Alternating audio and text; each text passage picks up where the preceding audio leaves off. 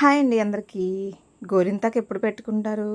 ఆషాఢంలోనే పెట్టుకోవాలి అంటది మా అమ్మ. మన ఇంట్లో ఒక చిన్న గోరింతాకు మొక్క మనకు పెట్టుకోవడానికి కాస్త టైం ఉంటే ఎప్పుడైనా పెట్టుకోవచ్చంట నేను. అవును కదండీ! గోరింతాకు ఎప్పుడంటే అప్పుడే పెట్టుకోవచ్చు. ఆషాఢంలో పెట్టుకుంటే కొంచెం బాగా పడుతుందని ఆషాఢంలో పెట్టుకోమంటారు. దానికి కూడా ఒక కథ ఉందనుకోండి. ఇక్కడ నేను ఏం చేస్తున్నాను అనుకుంటున్నారా?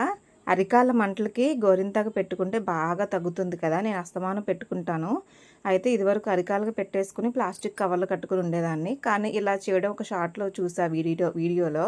అందుకని నేను కూడా ట్రై చేశాను అనమాట. పైన గోరింతాకు పెట్టేసుకుని కొద్దిగా గోరింతాకులో వాటర్ పోసేసి ఇలా ఒక పెద్ద బేషన్ని తీసుకుని అందులో వేసుకుంటే ఎక్కువగా పడుతుంది, చల్లగా ఉంటుందన్నమాట. అందుకని నేను కూడా అలా ట్రై చేశాను ఈసారి. చాలా బాగుంది, చల్లగా అనిపించింది. ఎవరికైనా అరికాల మంటలు ఎక్కువగా ఉంటే గోరింతాకు పెట్టుకోండి, బాగుంటుంది.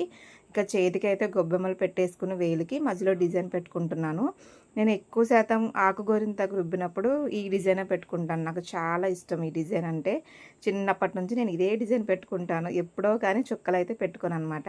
ఇక రెండో చేతికి కూడా పెట్టుకుందామని ఆ చెయ్యి ఎక్కువ శాతం గోరింతాకు అవ్వనివ్వకుండా జాగ్రత్తగా పెట్టుకున్నాను. ఇలా రెండో చేతికేమో మా అమ్మాయి పెట్టేసింది. కాస్త టైం ఉండాలండి, ఓపిక ఉండాలి మనకు పెట్టుకోవడానికి. గోరింతకు ఎప్పుడైనా పెట్టుకోవచ్చు కదా. ఇలా అప్పచ్చి పెట్టేసి చిన్నగా చుక్కలైతే పెట్టిందనమాట.